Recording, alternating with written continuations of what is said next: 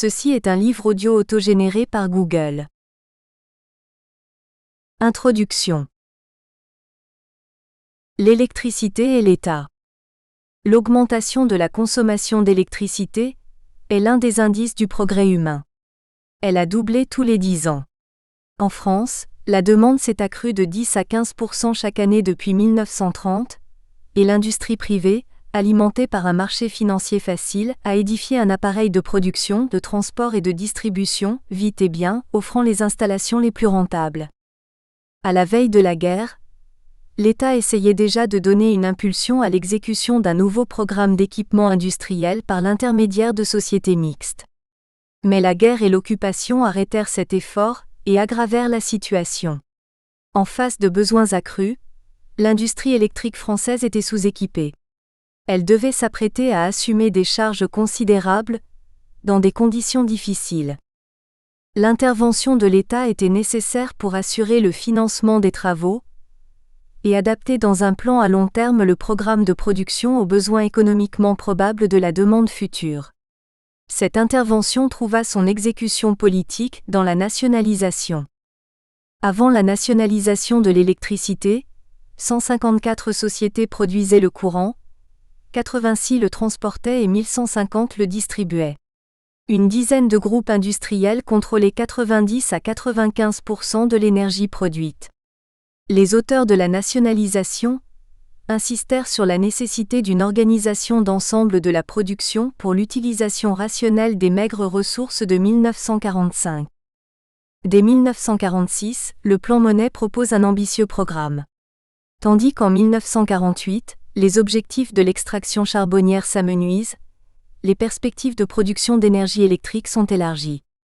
Pour réaliser de nouveaux équipements, la querelle est ouverte entre les partisans des centrales thermiques et ceux de la politique de grands barrages hydrauliques. Jalonnée par de brillantes inaugurations, la politique spectaculaire des grands barrages sera sévèrement critiquée par ceux, entre autres, qui ont une autre vision de l'aménagement du territoire. Électricité de France a été l'instrument gigantesque d'une politique d'équipement aux réalisations brillantes et controversées. Il est certain que l'industrie privée n'aurait pas suivi les mêmes voies, et il est probable qu'elle n'aurait pu, sans un soutien puissant de l'État, franchir les mauvaises passes de l'après-guerre. Contexte sociopolitique. Au lendemain de la Seconde Guerre mondiale, la droite est laminée et la tonalité politique est socialiste. Consacrée par la Constitution d'octobre 1946, tout bien, toute entreprise dont l'exploitation a ou acquiert les caractères d'un service public national ou d'un monopole de fait, doit devenir la propriété de la collectivité. Issu de la guerre, le Conseil national de la résistance, allié objectivement pour la circonstance au gouvernement provisoire du général de Gaulle, demande le retour à la nation des grands moyens de production monopolisés. Sources d'énergie, richesse des sous-sols, assurances et grandes banques. Où l'État seul peut posséder l'autorité nécessaire pour assurer une telle tâche. La défaite de l'Allemagne hitlérienne, à laquelle le régime de Vichy s'était inféodé, et la victoire des Alliés qui ont tenu la France libre, débouchaient sur une situation confuse. Le général de Gaulle rétablit le 9 août 1945 la légalité républicaine. Il forme un gouvernement d'unanimité nationale qui regroupe le MRP, Mouvement républicain populaire, d'obédience chrétienne, des socialistes et des communistes ainsi que des membres consacrés de la résistance. De Gaulle, président du gouvernement provisoire, qui jouit alors d'une légitimité de fait, incarne la continuité républicaine mettant ainsi sous le boisseau la période noire de l'État français incarnée par Philippe Pétain et ses sbires de complaisance soumis à la France collaboratrice. Afin d'unifier la nation, un référendum doit démontrer avec force la volonté des Français de changer la Constitution. Les projets préparatoires ne satisfont pas de Gaulle, alors hostile au régime des partis. Il démissionne le 20 janvier 1946. La Constitution de la 4e République, approuvée le 13 octobre 1946, veut dans ces termes éviter à tout prix un retour à un régime autoritaire et garantir les droits de l'homme au principe de la volonté démocratique. Le pays, exsangue, a terriblement souffert de la guerre qui a plongé la France dans l'humiliation de la défaite et de la collaboration, asservi sous le joug de la folie nazie idéologisée sur le principe de la lutte des races. Les pertes humaines représentent en France 600 000 personnes dont 75 000 juifs, pour la plupart exterminés à Auschwitz. Le douloureux retour des prisonniers de guerre et des survivants des camps de concentration et d'extermination lève le voile sur le degré zéro de l'ignominie nazie. L'économie avait été mise en coupe et pillée par l'occupant. La libération acquise les armes à la main fait couler beaucoup de larmes et de sang. Dans un monde en lambeaux, nul vent contraire ne peut résister à l'application rapide du programme du Conseil national de la résistance. Des réformes économiques, un souci de modernisation de l'État, une inspiration sociale progressiste, ouvrent une période de reconstruction et de croissance productive qui sera abusivement nommée par l'économiste Jean Fourastier, les 30 Glorieuses. Il y eut un train de nationalisation sans précédent, dont Électricité de France. Ainsi l'État devient un acteur majeur de l'économie, dans une inspiration imprégnée des idées socialistes et communistes. Bien que le drapeau du fol espoir aux couleurs d'un monde meilleur en gestation flotte haut la dignité retrouvée de l'humiliation nazie, la décennie à venir, mal gouvernée par une 4e République chahutée par des divisions politiques et des luttes de pouvoir intestines aux partis, est traversée par des conflits d'une extrême brutalité qui déchirera profondément la société française à peine cicatrisée de ses blessures de guerre. C'est dans cette période socialement troublée qu'en Afrique du Nord, le peu glorieux massacre de Sétif inaugure la guerre d'Algérie qui sera, entre autres, le point de départ des décolonisations nord-africaines, suivie par celle du continent noir subsaharien. La guerre d'Indochine et la cuvette de Dien Bien Phu achèveront les prétentions HE moniques de la France colonisatrice. De Gaulle revenu au pouvoir le 28 mai 1958, en tant que président du Conseil, sous la pression de l'armée et des Français d'Algérie, parvient à régler le conflit dans des conditions controversées tout en réformant les institutions. Le 28 septembre, il fait adopter par référendum la nouvelle constitution de la Ve République. De Gaulle élu président de la République le 21 décembre 1958, par 82 000 grands électeurs, entre en fonction le 8 janvier 1959. À cette manière politique d'instituer la Ve République, des voix s'élèvent. Ainsi sur le caractère antidémocratique du pouvoir instauré le 13 mai 1958 en Algérie, Roland Barthes répond de façon incisive : l'événement change la portée de la contestation intellectuelle. Il ne s'agit pas de dénoncer un fascisme mais de comprendre les alibis, l'organisation des valeurs d'un tel pouvoir à tous les niveaux. On ne peut plus se contenter d'une opposition de surface, d'une opposition militante. Il faut renoncer à la gestuelle tirée de la panoplie révolutionnaire, pour entreprendre un travail de longue haleine permettant de lutter contre la régression idéologique apportée par l'avènement du gaullisme. Le 3 juillet 1962, la France reconnaît l'indépendance de l'Algérie. 1 million de Français regagneront la métropole après une colonisation qui aura duré 130 ans, et une guerre qui aura tué environ 30 000 soldats français et plusieurs centaines de milliers d'Algériens. Pensée de la scène intellectuelle française. La psychosociologie s'invente dans un contexte riche de réflexion et de débats dans le champ de la politique et des sciences sociales et humaines. L'après-guerre est un bouillonnement intellectuel d'une intensité rare. Un peu comme si la guerre, avec ce qu'elle a révélé d'horreur aux limites du supportable et de l'imaginable, ne pouvait échapper à un effort collectif d'une critique de la raison. L'histoire, la sociologie, la psychologie, l'anthropologie, l'économie, les sciences politiques et la recherche médicale furent largement mises à contribution dans des engagements de personnalités particulièrement investies. Sous l'angle de notre étude, retenons ici pêle-mêle Gaston Bachelard pour la philosophie de son nouvel esprit scientifique, Daniel Lagache pour qui le conflit entre psychologie expérimentale et psychologie clinique est dépassé, l'unité de la psychologie, Jean Piaget, fondateur de l'épistémologie génétique, Introduction à l'épistémologie génétique, Jean Stotzel, fondateur de l'Institut français de l'opinion publique, IFOP, les sondages d'opinion publique, la psychologie sociale. Edgar Morin analyse le lien entre le réel et l'imaginaire à travers le phénomène de la culture, le cinéma ou l'homme imaginaire, etc. La philosophie en tant qu'objet de débat. La phénoménologie consiste chez Husserl à régir contre l'irrationalisme du début du siècle, pour faire de la philosophie une réflexion sur la scientificité des connaissances, en considérant chaque phénomène réel comme un objet que l'on doit prendre en tant que tel. Merleau-Ponty, Phénoménologie de la perception, développe une nouvelle théorie de la compréhension des choses selon laquelle la vision de l'observateur est conditionnée par son intentionnalité, qui représente la conscience comme perpétuelle transgression d'elle-même, c'est-à-dire comme existence. En 1945, il fonde avec Jean-Paul Sartre la revue Les Temps modernes, qui agrégera les débats politico-philosophiques de l'époque. L'existentialisme est un courant de pensée philosophique pour lequel l'existence précède l'essence des choses.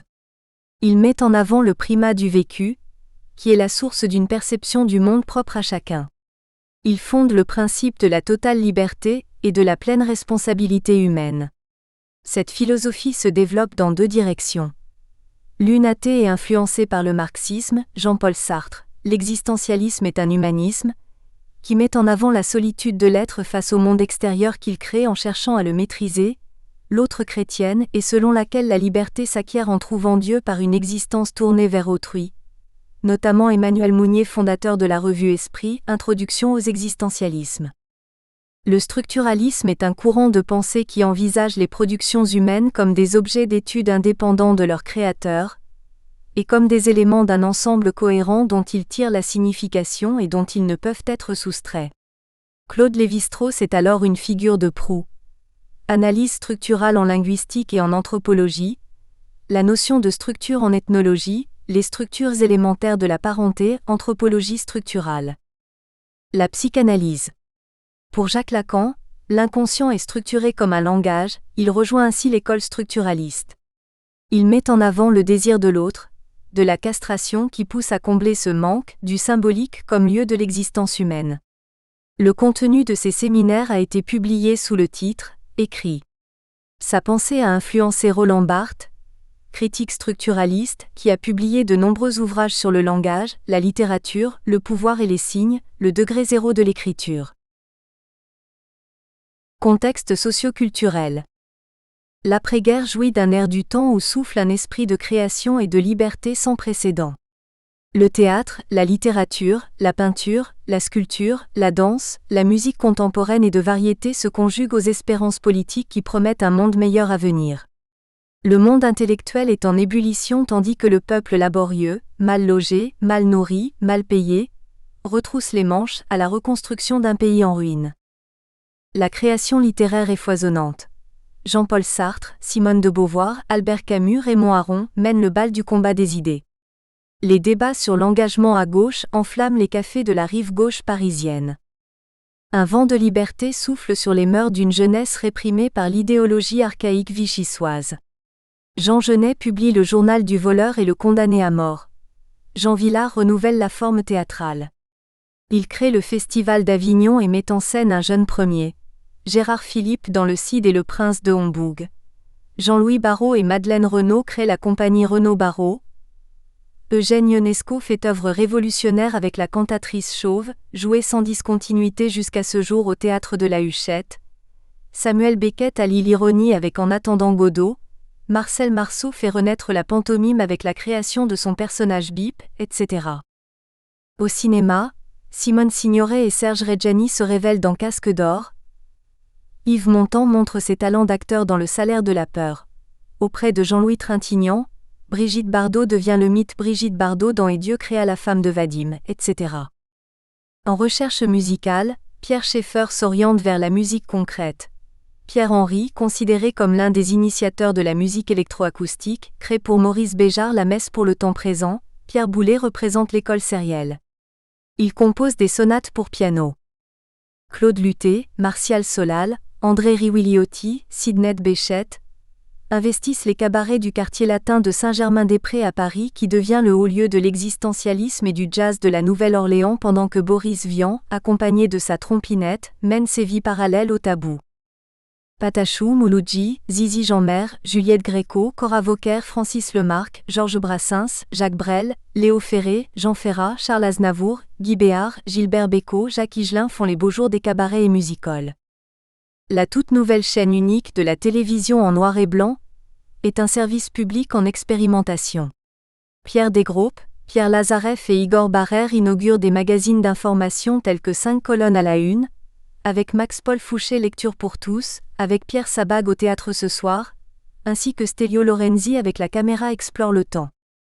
Le nouvel air de liberté souffle sur la jeunesse qui a le désir de vivre sans restriction, bouscule le vieux monde qui par ses valeurs conservatrices et réactionnaires a précipité l'histoire des hommes au bord du gouffre de la déraison humaine.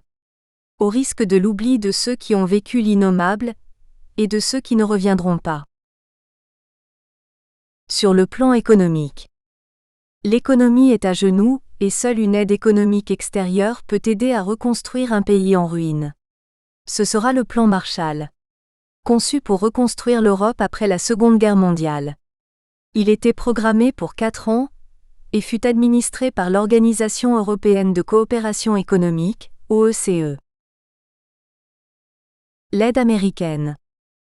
Dans le cadre du plan Marshall, la France a reçu pour sa reconstruction économique et sociale, du 31 décembre 1947 au 15 juin 1949, 3 416 millions de dollars sous différentes formes. La contrepartie. Lorsqu'Électricité de France passe commande à une firme américaine de matériel d'équipement ou de chantier, une banque américaine, désignée par le gouvernement français, reçoit de l'ECA une lettre d'engagement qui lui enjoint de payer à la firme le montant de la commande correspondant. Une fois l'opération terminée, l'ECA rembourse la banque. De son côté, Électricité de France verse au Crédit National la valeur en francs, la contrepartie de la marchandise qui lui a été livrée. À la date du 15 juin 1949, le montant total de la part de l'aide Marshall dans le financement d'Électricité de France se monte alors à 66 156 millions de francs. Les missions aux États-Unis. Dans le cadre du plan Marshall, voire annexe 1, et du plan de modernisation et d'équipement de la nation, de nombreuses missions d'experts, de toute obédience, sont envoyées aux États-Unis pour étudier les méthodes américaines d'organisation du travail dont les effets fulgurants sur l'industrie de guerre ont impressionné les observateurs.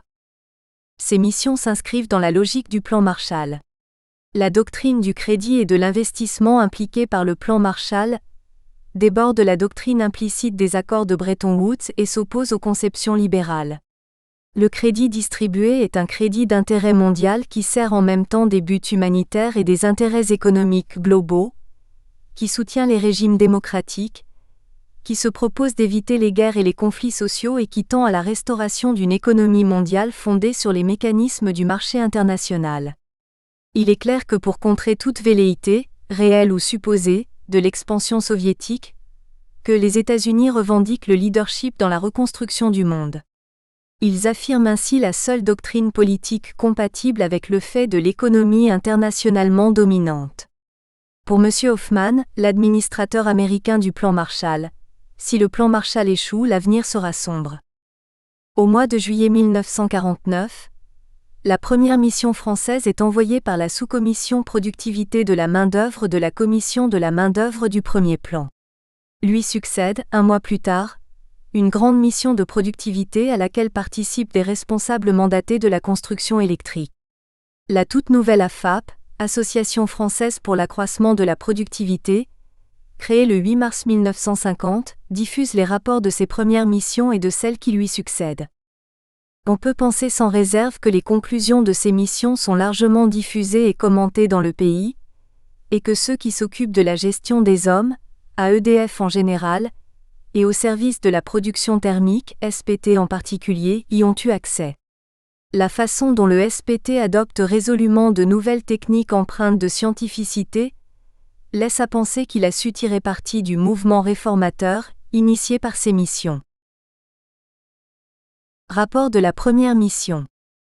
Le rapport de la première mission aux États-Unis de la construction électrique insiste sur les facteurs humains de la productivité que sont le partage des responsabilités et l'organisation des contacts dans l'entreprise, contacts hiérarchiques et information du personnel. Le rapport insiste notamment sur le rôle fondamental de la maîtrise de proximité, illustré par ses 3 fonctions principales. Rôle pédagogique, JIT, Job Instruction Training. Rôle organisationnel, JMT, Job Method Training. Rôle psychologique de conducteur d'hommes, JRT, Job Relation Training. Les organisateurs conseils gouvernementaux envoient également une mission, de juin à septembre 1950, pendant laquelle les missionnés étudient les méthodes et les moyens de gestion. L'organisation et l'art d'élever le niveau de vie est en titre de leur rapport. Leur étude de la qualification du travail trouve rapidement une application à EDF. La sélection. Dresser une liste complète des conditions requises pour chaque poste de travail ou fonction après analyse des tâches. La formation. Établir des programmes qui répondront aux besoins après analyse de chaque détail du travail. Le perfectionnement. En 1951, 12 experts français étudient, au cours d'un voyage de 6 semaines aux États-Unis, la formation des cadres et de la maîtrise en tant que chef. Les rapports démontrent l'importance du facteur humain. Les missions aux États-Unis annoncent l'ère où la gestion des hommes se trouve au cœur des préoccupations de chaque service. En 1957, 5 experts d'EDF, dont le secrétaire général d'EDF, participent à une mission sur la formation professionnelle aux USA. À propos de l'ouvrage. Ce que nous proposons à travers cet ouvrage est un condensé d'une histoire singulière de la psychosociologie, au principe même d'une création, toujours en mouvement, dans le champ socio-économique d'une entreprise à vocation nationale. Une dynamique de recherche et d'intervention dans le fonctionnement des groupes et des organisations, qui a été d'une certaine manière contributive d'élaboration de notions et de concepts à usage pratique dans les processus de changement démocratique. Concrètement, les actions au fur et à mesure des années se sont développées dans leur originalité et leur singularité avec des acteurs concrets dans des environnements spécifiques en engageant des démarches originales et simultanément, animées par les mêmes références conceptuelles, cliniques et méthodologiques, un corpus s'est peu à peu développé qui permettait d'établir des liens entre les différentes actions. Ces différentes actions ont constitué des interventions psychosociologiques où était présent la variété des acteurs de chaque unité, en même temps que les équipes de consultants du service de la formation qui étaient les consultants intervenant dans ces interventions. C'est petit à petit constitué ainsi une intervention psychosociologique globale, qui a traversé l'ensemble de l'entreprise EDF, créant les conditions d'existence d'une culture d'entreprise très innovatrice jusque dans les années 1990. Bien que de nombreux acteurs aient contribué à cette aventure humaine, à travers cet écrit, ce sont particulièrement à Guy Palmade et à Jean Dubost que nous témoignons notre inestimable reconnaissance. Ils ont l'un et l'autre été présents sur ces deux sphères, en permettant par leur travail de régulation d'associer les liens entre théorie et pratique d'intervention psychosociologique, et de favoriser l'unité de l'univers psychosociologique. Le courant PSYCHOSOCIOLOGIQUE. C'est dans l'époque de l'après-guerre que la psychosociologie s'invente et s'institue en France. Elle participe du mouvement des idées en ancrant ses pratiques dans une praxis contemporaine. D'un certain point de vue, la psychosociologie témoigne de son époque. Les fondements de la pensée savante, sociologie, psychologie, anthropologie, philosophie, etc., sont réinterrogés en tant que discipline de recherche-action dans les milieux éducatifs, sociétaux et économico-industriels. Pour les promoteurs de la psychosociologie, aucune posture intellectuelle référée à une discipline unique ne peut avoir la prétention de donner du sens humain à la sidération du monde face à l'inconcevable barbarie engendrée par l'horreur de la guerre qui hante les esprits de l'après-guerre. Le totalitarisme hitlérien a laissé en ruine un édifice de souffrance sur un effondrement moral sans précédent. La reconstruction de la pensée est au prix d'un effort de réflexion qui repose sur la complexité disciplinaire des sciences sociales et humaines. L'unité des sciences humaines est au cœur de l'intelligence pratique en mouvement. Pour mieux appréhender la spécificité de la psychosociologie, il convient de la rapporter au contexte culturel, politiques, économiques et sociaux dans lesquels elle s'est développée et de ce point de vue, on peut distinguer 4 périodes principales. Les années de crise économique et sociale qui précèdent la Seconde Guerre mondiale, celle de la guerre et de la reconstruction économique, sociale et politique de l'immédiat après-guerre, puis celle de la contestation sociale et culturelle surgie dans la plupart des pays d'Europe et d'Amérique du Nord, au cours des années 1960. Enfin, celle des décennies suivantes, marquée par les crises économiques, sociales et morales, encore actuelles.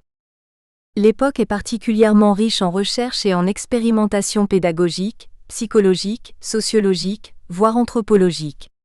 Les enjeux de la réflexion ont pour auteurs Kurt Lewin, Jacob L. Moreno, Elliott Jaques, Carl Rogers, Sigmund Freud, Jacques Lacan, William Reich, Claude Lévi-Strauss. Des concepts sont alors forgés sur des pratiques théorisées. Un bouillonnement d'idées créatives agite un petit monde de jeunes enthousiastes, nouvellement autoproclamés psychosociologues, qui rêvaient d'un monde meilleur au sortir d'une période tumultueuse particulièrement complexe.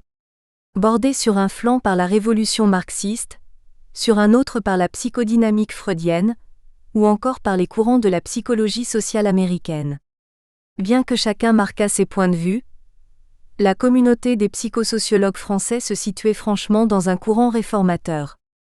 Un certain nombre d'entre eux créèrent en 1959 une association ARIP, de psychosociologues qui avait comme ambition de former aux outils de la psychosociologie, produire de la connaissance, favoriser la recherche et d'être un lien entre la recherche et l'action sur des pratiques exercées dans différents champs de l'entreprise, des organisations et de l'université.